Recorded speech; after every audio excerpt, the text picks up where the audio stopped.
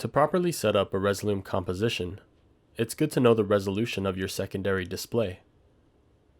By clicking on the Output menu, I can see that the resolution of my full screen secondary display, Display 2, is 1920 by 1080.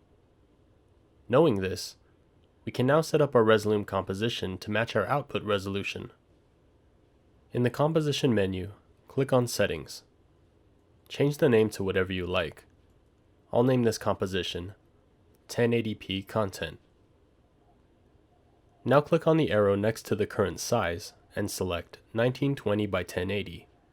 Notice our secondary display, Display 2, shows up next to the 1080p selection, indicating this is the optimal resolution for this display.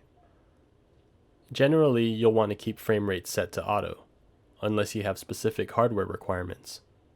Auto will sync to your monitor's refresh rate. Click on the drop-down box to enter frame rate manually if needed, or click on the arrow to see several options. If you have a 60 Hz monitor, you shouldn't increase the frame rate because a 60 Hz monitor can't display more than 60 frames per second anyway.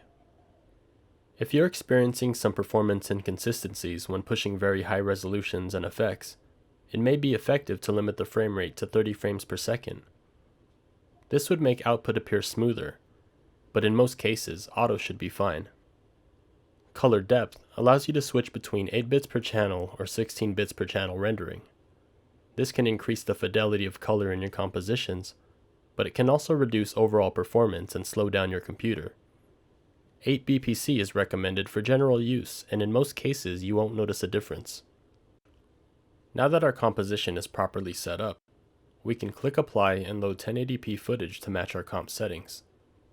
This will ensure that our output displays the best quality possible for our setup.